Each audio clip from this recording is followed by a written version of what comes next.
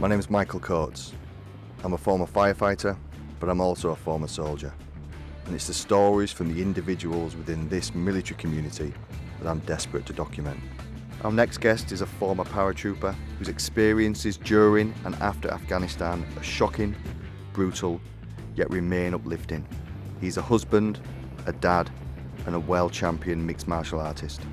Sometimes the hardest fights are on the battlefield or in the cage. Sometimes they're within ourselves. Episode 2, Terry Brazier. This is Declassified. Terry, mate, it's an absolute privilege having you here, especially it's only a few days before your second world title fight. So how are you? Yeah, good. Feeling good, prepared for my fight, cutting weight at the moment, so looking skinny and full of water. I'm good. How's it feeling though? Yeah, not too bad. Obviously it's my second world title, so it's super exciting. First time cutting down to 70 kilos. Probably the first time I've been 70 kilos since I was about 12 years old. So, yeah, I like a challenge. And, well, you know what? It leads us on because we're going to probably start and finish there. But before that, you mentioned being 12 years old. I want to take you right back to childhood. And what was life like as Terry Brazier growing up?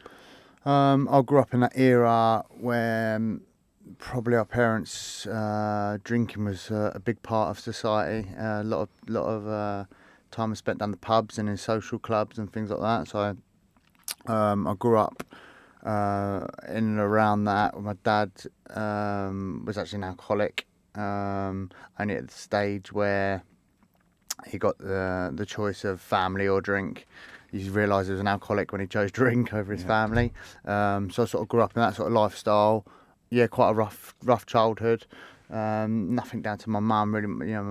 Really loves family, sort of mum's side of things. But obviously the alcohol on my dad's side was rough. Yeah. Was rough it chaotic? Yeah, it was chaotic. Yeah, really rough. I used to hate him for it, but now I've got him to thank because it's certainly toughened me up. Yeah. The years of physical abuse and getting beaten up and having to fight a fully grown man when you're 13 years old toughens you up. Was it? So there was a lot of violence? Oh yeah, big time. Yeah, it's one of them. Alcohol's one of them things. When he was sober, he's the nicest bloke on earth, but he's probably sober about 3 hours a day. What area did you grow up? Denham, which is just outside Uxbridge. Yeah. So I was born in Hillingdon, grew up in Denham, little village. Like I say, everyone used to drink. Yeah. Down the weekend, the kids would be in the pubs even. Do you know what I mean? It's sort of that sort of lifestyle. And then, was it an obvious path then to join up? No, I got in a lot of trouble. Being in that sort of area, we, like I say, grew up in the pubs, grew up around drunk blokes, basically. Did you have role models? Sorry to interrupt. Did you have role models around? No, not really. My granddad, but then I lost my granddad when I was quite young. He was into his hunting and he's outside, shooting. Okay. So yeah, that was good. But yeah, sort of growing up around that sort of rough lifestyle of my with my dad and stuff, soon turned to me being a little shit basically. Yeah.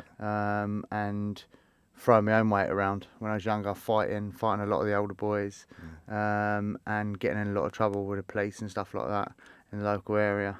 So why did you join up then? Because as I got older, the trouble got worse and more serious. I was actually in a lot of trouble. And I was on my way to court one day with my mum, and I didn't think I was going to come back that day. And she made me promise that if I got away with it, that I'd change my life. And I promised because I didn't think I'd get away with it, to be honest. Yeah. I thought, I'll probably see you in a couple of years. But, I got away with it that day and got the train to Wembley Careers Office the next day. And when I just signed up, Sam Wainpat. Yeah. Sampat. That's it. Wayne Sampat. Yeah, that's it. You got that. Yeah, I got there in the end. And he signed me up that day. And then normally you got a waiting process of paperwork and stuff like that. And he got me in 20 days later. Oh, really? Yeah, I was in Catterick 20 days later. Oh, really? Yeah. So the courtroom to Catterick in 21 days, yeah? Yeah. And so are you a man that keeps your promises? Because there you've 100 to my mum I do, yeah. I lost my mum about 4 weeks ago, so 5 weeks okay. ago, just for my last fight. But no, I had a great relationship with my mum because of the crap relationship with my dad. It brought me and my mum really close. Yeah. And yeah, no, she's wicked. Was she proud of you when you Oh, joined up? 100%. Yeah, couldn't make her any more proud. Because growing up and the trouble I was in and the type of person I was, very boisterous, always the front man. She was going to go either really good or really bad. Yeah. So for me to jump on the train and go and join the army, she was over the moon. Obviously worried about going on tour and things like that. But she knew that was probably a better place for me than the streets. Was you clever as a kid? Was you like? Teachers didn't know how to teach me. Like academically, I was horrendous. Like attention span of like a goldfish at school. But anything physical, I'd always win everything at school physically. Or you give me a problem and I solve it. But in terms of just pen to paper, I was useless. So you joined. So you're in Catterick now, and then basic training for you was what? Was it? Did you thrive? Did you? Yeah, basic training. My sister actually sent me a picture of a certificate that I got in training. Like I got best PT in training and things like that. I was like strong. I was fit. Steeplechases. I'd drag people through. Do you know what I mean? Like I was that guy, and I really found what I was good at. Like the army really brought that out of me, and that's where I thrived. I loved it. Absolutely loved it. Always commander and things and exercise. Yeah, I really found my place. I loved it. They knew how to teach me. Yeah. Okay. Like at school, they just didn't. They didn't have the facility. They didn't. I needed to be outdoors. I needed to be burning energy. And yeah. Was it the discipline, or was it the routine, or was it the? It's really weird because I've never been disciplined or able to discipline because I didn't really respect my dad. But because of that sense of like, you could see what he was doing.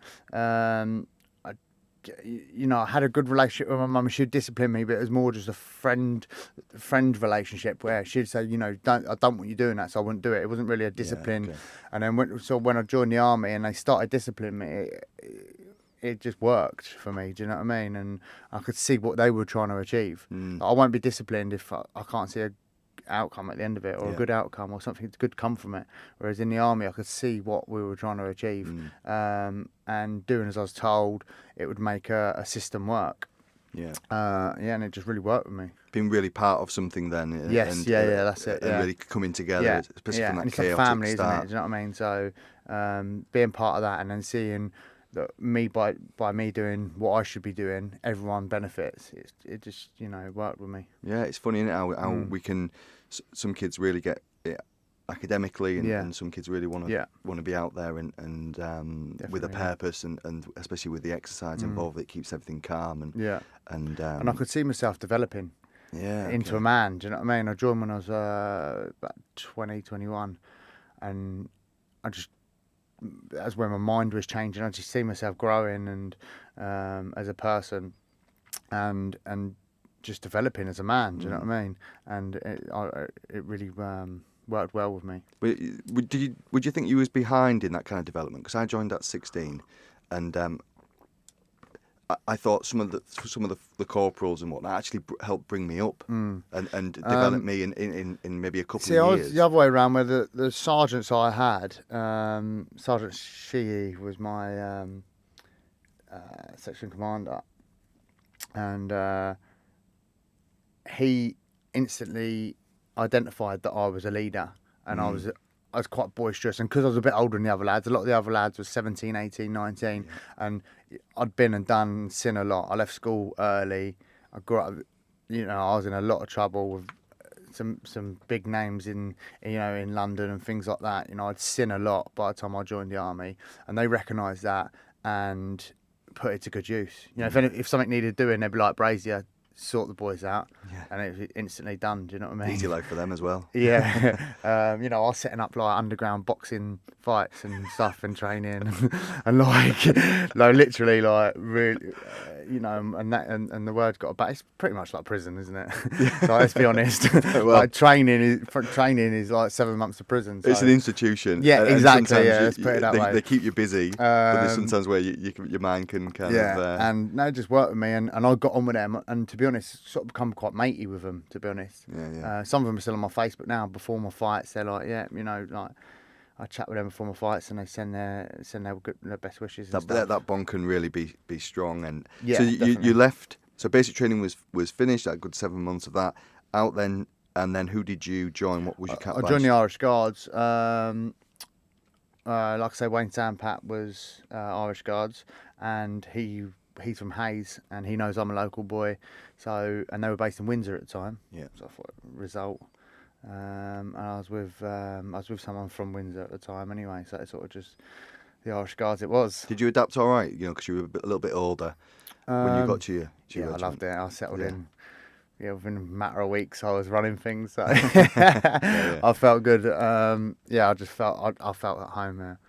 It was good. It was good to be part of something. Did you enjoy? Because I'll just take it back to my experience. I was big into kind of rugby league, rugby union, and that really got me involved with senior ranks and junior Yeah. ranks. Did you get into the sport, or was it more soldiering for you? It's more just soldiering. I just loved it. Absolutely loved it. I loved proving myself. I loved, you know, on a steeplechase being, you know, getting everyone on board and, you know, dragging a log on my own if I had to. You know, I love praise. I still do now. My coaches, my MMA coaches, you know, I've sort of learned that I work really well with praise. And looking back, I really noticed that in the army. Do you know what I mean? If that immediate the sergeants were talking about me, gratification. I'd be boosting. Yeah. Do you know what I mean? And want to put in more effort next time. And to be honest, just got into the whole fitness side of things with my other mates, the soldiers that I was training with. I got right into bodybuilding, to be honest. Yeah, Did you? originally, yeah. So that's then a kind of natural progression from joining your regiment, and then you wanted to seek something a little bit more. Yeah. So if you want to take it from kind of P Company, really. So yeah, I was in the Irish Guards, done Queen's birthday parade, done all the guard duties. Just didn't feel enough for me at the time, so I went for P Company, smashed P Company, and then found a different breed of soldier amongst the guys in Free Para. Definitely more the soldier I wanted to be over there. A lot more physical than the Guards. The mentality was a bit rougher, a bit tougher. You didn't get in as much trouble for fighting. so I suited Free Para. You found your element. Yeah, I found my element. Free Para was amazing. How long was it? And we had a brief conversation yesterday, and I just want to, I want to let you roll with it, but I'll introduce it. And part of that kind of next section of the conversation, we're going to talk about some dates and times, and you explained something to me yesterday that you do have an illness, so that post-traumatic stress, and sometimes the dates and whatnot, you feel a bit jumbled. Can you explain what? We're leaping, and I'm going to come back. Yes, yeah. So like I explained to you yesterday, it's really strange because other lads that I was in the army with and things like that, you know, that haven't got PTSD, and they look back on their time, they know dates, times, and addresses and everything, you know, about when they was in the army. But for me, it's a lot of it's a blur, and I feel like my brain's tried blocking it out.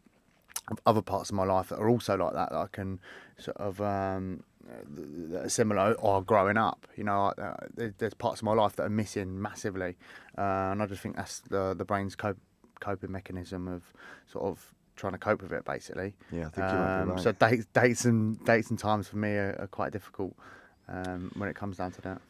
So we deployed with Free Para to on Op Herrick 13. So Operation Herrick's the kind of code name for the kind of military operations in Afghan at that time. So this is 2010, so the end of 2010. Yeah. Can you just explain what was it like when you first arrived? Yeah. And then the kind of first week when you... So it's 2010, 2011. I'd been in the Paras around about a year. Then we got deployed to Afghan.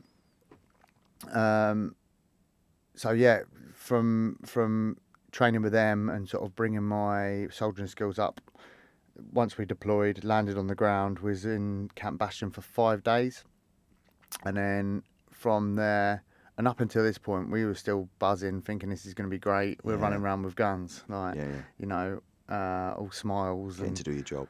yeah, just all smiles and excited really. And then on the day that we deployed onto the ground, it was in a Chinook.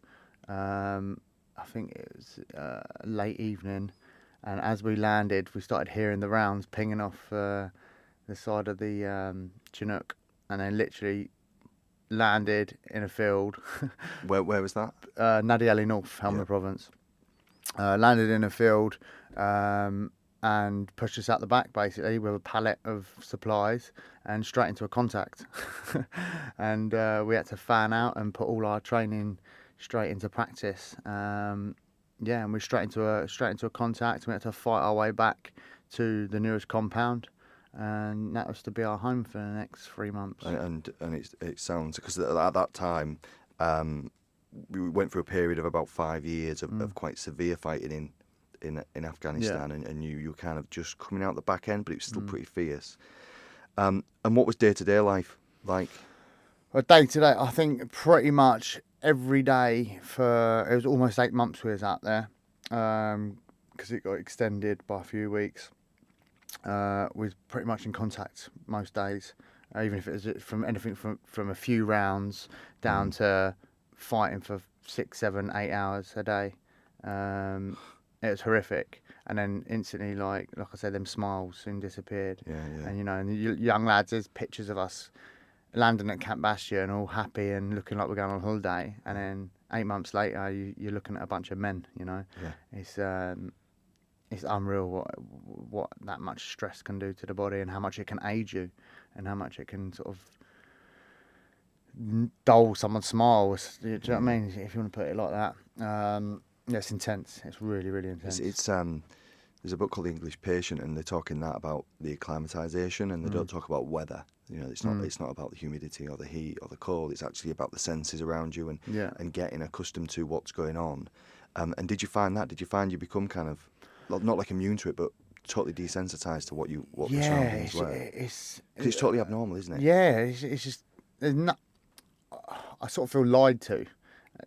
We are. You're lied to up until the point where you land on the ground. You're lied to, and you're made to believe that it's a lot easier than what it is, and that you know you're going to be okay. Basically, you know, we've trained you. It's not enough training that the soldiers get. Basic training and then pre-deployment training, I don't feel is enough to go straight into a war zone like that. Like, that's unreal. Like, we had an exceptional case. Our tour was rough. It was really rough. I've spoken to guys that have been out there and got in 2 contacts in 6 months. You know, but we had it rough. Where the area that we took was particularly rough. I think the Americans tried taking it, and then we got sent in after. And it was just like the bee's nest. It was like the hive right in the middle, and we had to fight our way out basically. Because you got dropped in. We got dropped in. Yeah, no, we all got dropped in about 2 kilometres away from each other in our compounds. The whole of Free Power B Company. So yeah, over the 3 months, we sort of all joined up and fought our way out and secured the area. But it was unreal, considering the age of. I was one of the oldest. Yeah. You know, 21, 20. Oh no, by the time I got out, I was 23. Some of the lads were like, you know, hadn't lived, hadn't seen anything. Yeah. But you talk about training, but these are guys are well trained, well driven, and they're capable individuals, even at physically, 18, 19, 20. Yeah, physically, okay. You can train someone physically. You can't train someone mentally for that. Like I say, I feel like we was lied to in the papers, the media, even the pre-deployment. You know, the sessions you sit in the hall all day, and you know they're explaining to you what it's like out there. It's just rubbish. So what was it like then? So we talk about contacts, and then I want you to explain, and you can be as graphic or as softer about the approach that you take now. But I just want you to be honest. What was it like with some of the kind of fighting you was doing, and give us some experiences from that and some stories from that. Like I say, like, you know, sometimes 90% of the time you can't see the enemy. It's a few cracks and bangs and a bit of kicked up dust, and you know they're in one ditch and you're in another, 200 metres apart, or they're in another compound. You don't often see them, but there are times, like one of them, I can't remember if it was my 23rd or 24th birthday. We was either side of a road. We got contacted, so we jumped in a ditch, one side of the road, and the road's about 50 metres wide, and they were in the ditch on the other side of the road, and it was like Second World War, like, we were literally fighting over 50 metres. They were in one, we were peeling, trying to get back to our compound, and they were peeling with us, and it was just like in mayhem, absolute mayhem, and it took probably about 2 hours to get about 600 metres of just pure fighting in blistering heat, and with like all your kit on and all your ammunition, and like you say, it's just young lads. Yeah. It's all it is young lads, getting told what to do over the radio, basically. Looking back now, even the sergeants and things like that, they were younger than what I am now. Yeah. And to think, it's strange to think I even done it. That's how out of this world it is. Do you know what I mean? But yeah, some of the firefights were so intense. It's unreal. Like I said, that was one of the worst ones for me personally, because it was just relentless. Sometimes the contact goes on over a bit of distance, and it's not that. Was you scared going back to that one? 100%, yeah. Whilst it's going on. Yeah. I think the adrenaline takes over, and it's the same as fighting. You're scared. Nerves are normal. Yeah. If you haven't got nerves, you're not normal. So yeah, 100% you're scared, because the dust is kicking up right in front of you, and it's literally a case of a couple of foot or a couple of inches. And it's like I was saying to you yesterday. I got pinned down out there, and it got extremely close that day. I mean, this is a crazy story. So can you take us back on that, when you got pinned down? Yeah. Take us back like 20 minutes before it happened. So basically, where our compound was, like I said, we got dropped in, we secured our compound, and then we had to work out from that area. So at the back of our compound that we took over was what we turned into our drop zone, or helicopter landing pad. And then at the back of that, there was obviously other fields and other compounds. So we'd patrol out. One day we got contacted, like any other day, and it got extremely close. I was a GPMG gunner, so I was covering. So you had the big kind of machine gun. Yeah, I had the big guns. Yeah. So yeah, I was covering everyone, getting back behind the compound for cover. And then we soon realised that there must have been two. We call them sharpshooters because they're not trained to be snipers, but they're as good as snipers. Listen. And this is another thing, they are the best soldiers in the world, because they're running around in flip-flops with battered up old guns, and look, they fought the Russians, the Americans, the English. These guys are good. You're in their back garden, they're in ditches wearing next to nothing, fighting well-equipped soldiers full of money from all around the world. So anyway, we soon realised there's two sharpshooters, and then so the lads had sort of like got cover behind the compound that I was covering. Every time they sort of stood out to cover me or give me covering fire, the compound would get shot. So they got one sharpshooter covering them and the other one trying to hit me, because basically I produce about 80% of the section's firepower, obviously, because I've got the machine gun. They've just got rifles, so they want to hit me. And basically, I got pinned down behind a small mound of mud, and I'm getting smashed, and the dust is getting closer and closer. This is open ground. Yeah, this is open ground. In front of me is a field. I'm about 20 metres in front of the compound that my guys are behind, undercover. But the sharpshooters were so far away that my guys underslung grenade launchers wouldn't reach, so they were just landing midfield or exploding in the air. So it was just me and the sharpshooters, basically. Were the lads behind you communicating to you and telling you what was going on? Yeah, we all had helmet cameras as well. Yeah. So that's a really interesting video to watch, because you see their view from behind the compound trying to get out to cover me, which they couldn't, and then you see mine. And in that point, going back to being nervous, I was giggling, but not because it was funny, just because I was shitting myself, basically. And yeah, returning fire, and the contact was going on. It was going on, and my ammunition's getting lower and lower. And then, yeah, I could feel the rounds, how close they were, how extremely close they were. It was like ridiculous. You could hear them. I could feel the thump, and just wasn't quite sure what it was. And I come to my last belt, and I just thought, fuck it, to be honest. Yeah, and you see in the video, it's hilarious. I load my GPMG, slam it down, I stand up and give it full Rambo, and like let off my last belt. Just like, I just thought, do you know what? Fuck it, if you're gonna go, right? And it stopped.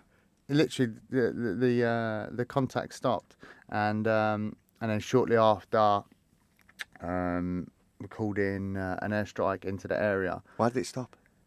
Well, this is it. We spoke to the interpreters, and they said it could be a number of things. Likelihood is you didn't hit them.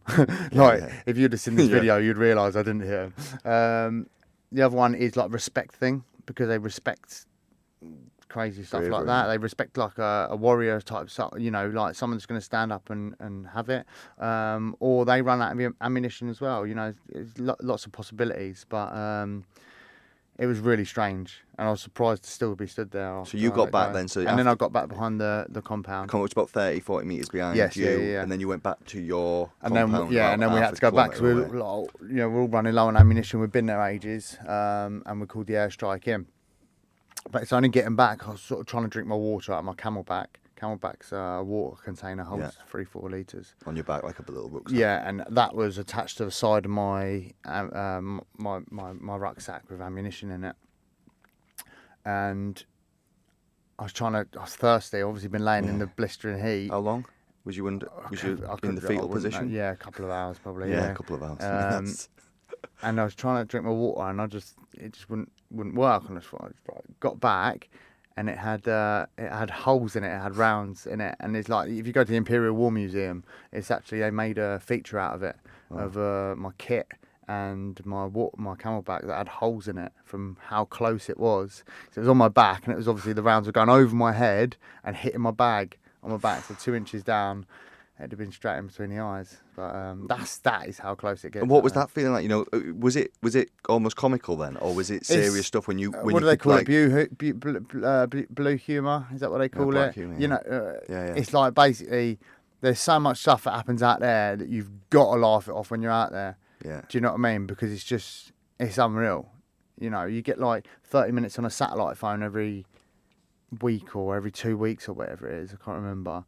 And like, you'd be on phone home, and then you get in a contact, and you've got to go, and it's just crazy stuff like that. So when you speak to people back home, they're like, they're distraught. But to you, like you say, you're out there a few weeks, it becomes normal. You're more in control, but something you're not in control as you, because you was a medic as well. Yeah. Was the casualties that I was medic trained. Yeah, I think like we're all medic trained. Yeah. Or like one person out of each section's medic trained. So what was you? Because that's out of your control. So what was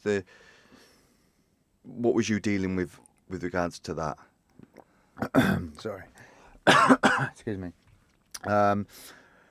Well, so one of the instances that happened out there, one of the which I see as the main cause to my PTSD, to be honest, one of the things I have the worst nightmares about, and really gives me the jitters, like, is an IED went off one day, big bang, local to our compound, and then we looked on the cameras, and basically all the locals were sort of rushing towards us. We've gone out there to see them, and 2 kids had just been wandering around near where our compound, and at the time they were similar age to my daughters, which are back home in England.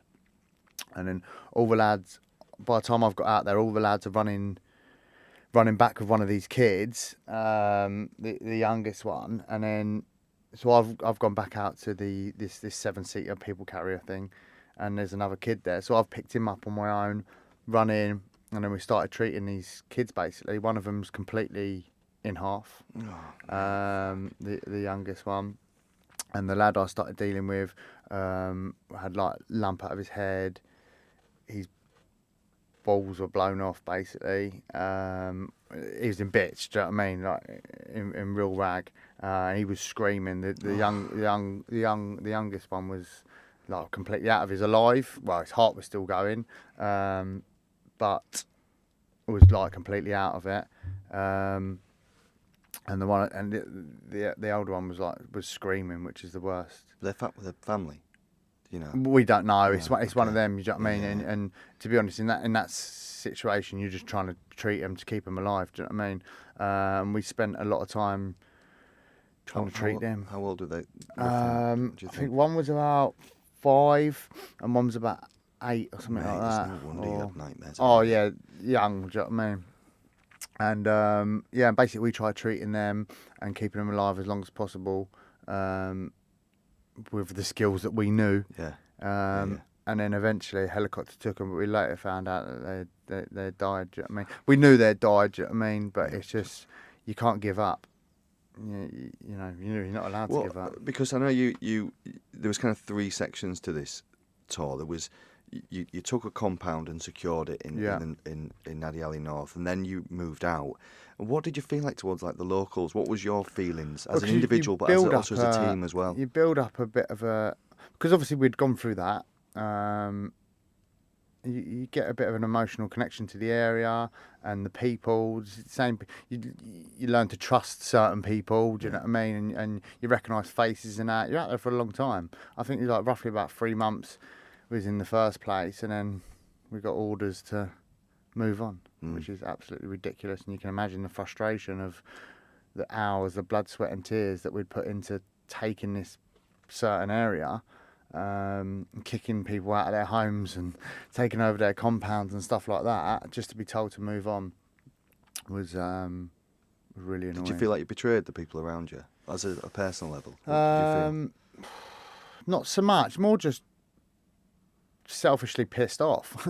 Like someone sitting in an office is you know, oh right, you've done your job, move on. We thought, well no, common sense. As soon as we go, like the fields where we were rife, like it is just pure opium and pure weed. Yeah. You know, Snoop Dogg would be in heaven. It is literally like, I've never seen weed like it. Do you know what I mean? It is. And that's why this area was such a important strategic. I assume so. Do you know what I mean? Yeah. Like, they really wanted this area. Do you know what I mean? And just to be told just to leave it back to them. Mate, well, I'm gonna jump us quite a bit now, and I'm sure the book will get released at some point. The film, it sounds like, but I'm gonna jump us, and you arrived back summer 2011, and things weren't quite right. Yeah. And I want you to take it from there. Really, what was going on? So when I got back, there was talks of me going on selection, special forces selection. Like I said, up to this point, I felt like a super soldier. Like, I'd give everything my 100%. I'd smash everything physically, in terms of being a soldier. And then I left Free Para and went back to the Irish Guards. And I got asked to leave Free Para, or it sort of come to the end of my stint with Free Para. Got sent back to the Irish Guards, and I think they sussed it out in Free Para that something weren't quite right. Do you know what I mean? I was never a problem. I was always 100% getting stuck in. I just come back with a different attitude, I think.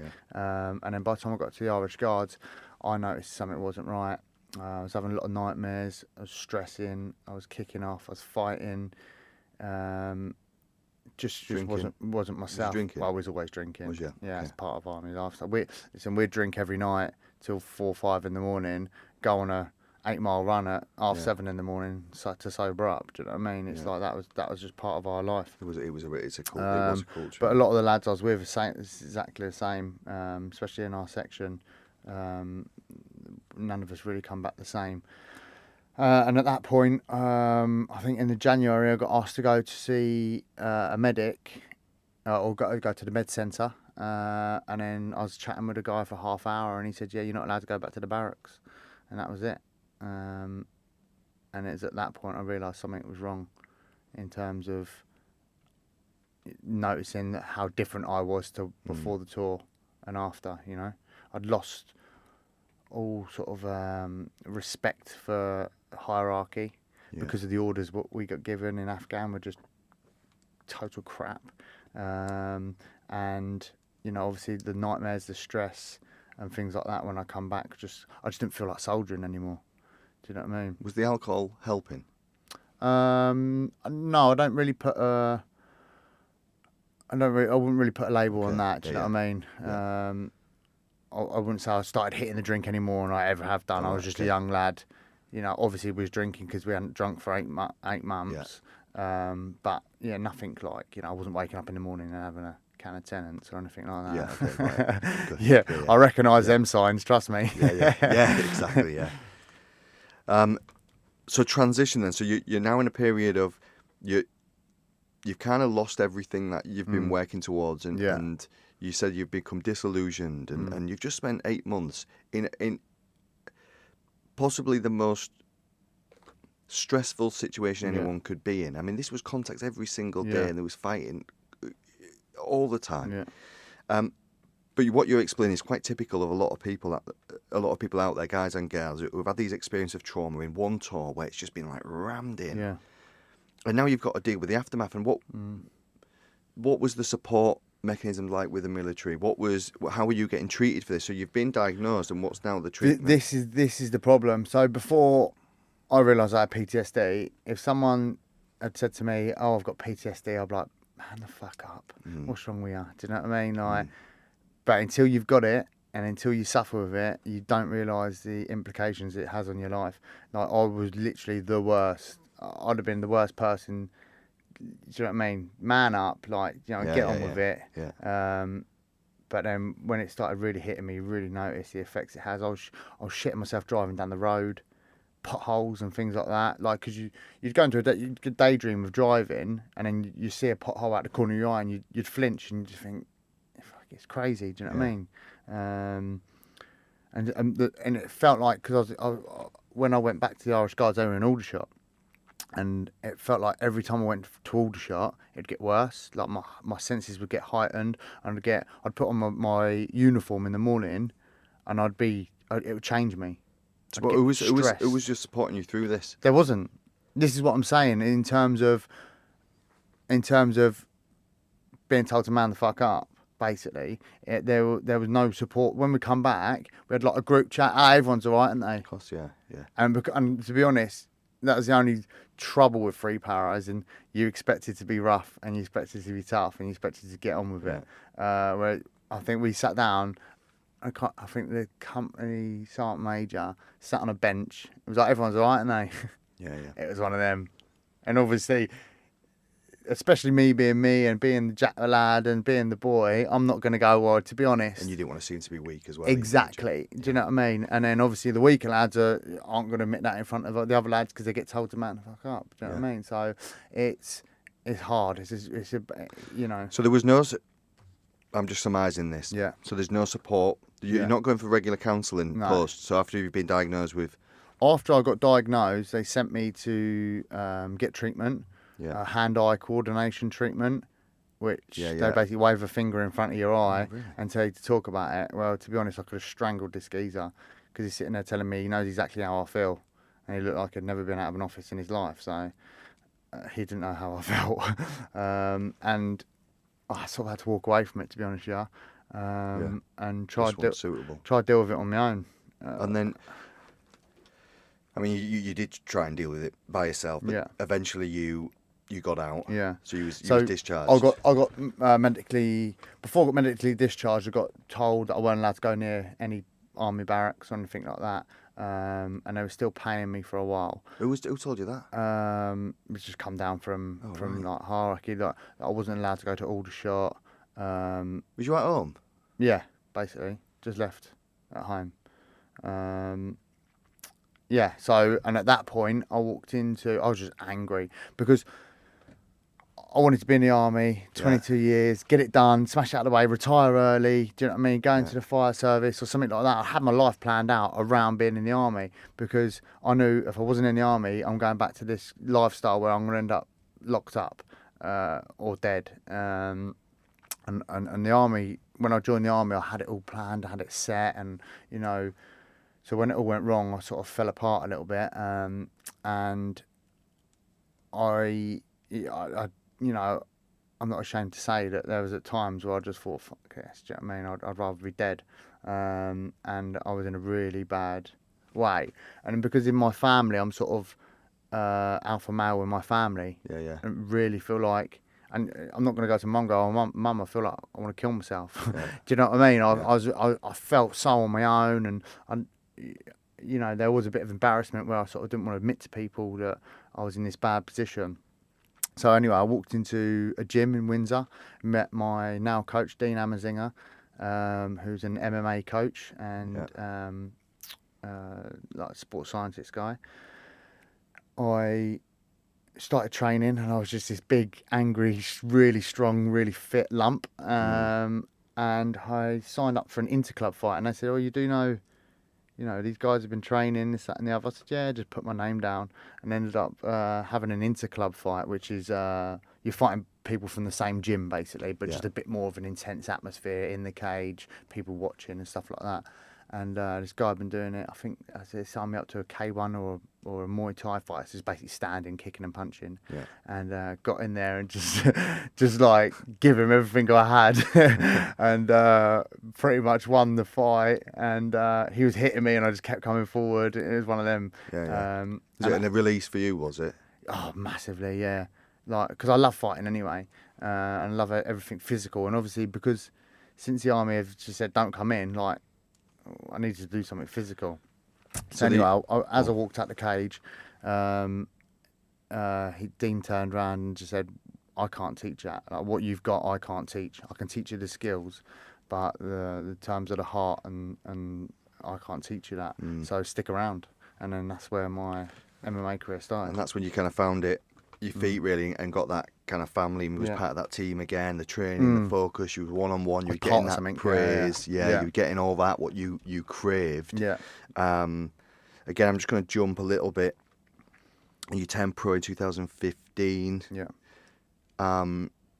Is that when it started getting serious for you? As in, like, I'm a fighter. Look, I've got my background. What? Everything does happen for a reason. I was getting paid from the army, so although they were paying me and I weren't going into work, it gave me the time to train MMA. And there's no money in MMA. Like, I'm on my second world title and I'm still scraping now. Do you know what I mean? There's not a lot of money in it until you get to the very top. So it did give me that freedom to train. And like I say, and then I went pro in 2015. And at that point, I thought, yeah, I can make it. My coaches always said, "Oh, you know, you can make it to the top." And you think, yeah, you know, they know I like praise. And I thought they were just like praising me, do you know what I mean? Just so I do well. But it's becoming more and more apparent that actually I can make it to the top. Is this you talk about casting, we're going to come on to it in a second actually, because I think it's relevant. I think it's going to resonate with a lot of people. Was this helping you with a control mechanism? Because you've still got definitely PTS, so, and it with the exercise and that love of that team around you, and I know that you've got some amazing people supporting you from your wife and your family and that kind of wider family with the team now.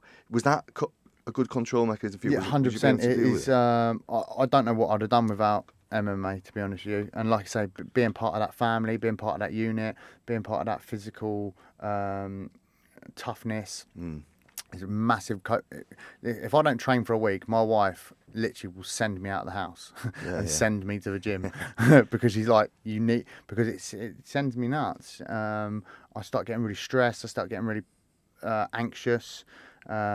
I can't watch certain things on telly. If I watch the news or I watch a military type film, it just set me back 5 years to, we've been through some tough times, me and my wife. They're really bad. I punched her in my sleep, and I used to fit out in my sleep, scream, wake up crying, Can you just go sweating. back? What do you mean you punched her in her sleep? Oh, I didn't just punch her in her sleep for not cooking my dinner. It was like, like in terms of just having really bad nightmares. You was asleep and you was having nightmares and you was inadvertently I'd lash out in my sleep. Yeah, got you. We've been through some really tough times, and I'd wake up after a rough night of having nightmares and stuff like that, and take it out on her, and just be an arsehole, basically. Be moody and be stressed all day. And do you speak to her about the kind of experiences you've gone through? No, we have done. When I first got back from Afghan and my family noticed that something was wrong with me, I actually showed them I tried explaining to them some of the situations that I explained to you, and I've showed them some of my helmet camera stuff, and they shut the laptop and said, "Don't ever show anyone that ever again, and don't ever watch it yourself." It's like, it's that hideous. What have you? Are you going? I know you've got the MMA stuff. Are you going through any kind of formal? It's not the word. Therapy now. No. Do you need it? Do you think you need it? Yeah, I'll go through stages. Like after this week, we've been talking about it a lot. It's going to be probably a tough couple of weeks for me. It's like when something's made more apparent to me. If I watch a film that resonates with me a lot, or I have to talk. I don't often talk about it, but now we're talking about it. I'll probably have a rough couple of nights. I'll be thinking about it a lot. It'll be on the front of my mind. But no, I sometimes I do feel like I need treatment. I tried getting hold of the NHS. My doctor referred me to someone else. They referred me to someone else. Told me they were going to ring me back. They didn't ring me back. So when I rang my doctor, they referred me to the same person, and they didn't know who I was again. Yeah. So, and then by the time I felt like I kept chasing it 2-3 weeks later, I felt okay again. Do you know, it comes in stints. Do you know what I mean? You deal with it and it fades out again. Do you know what I mean? There was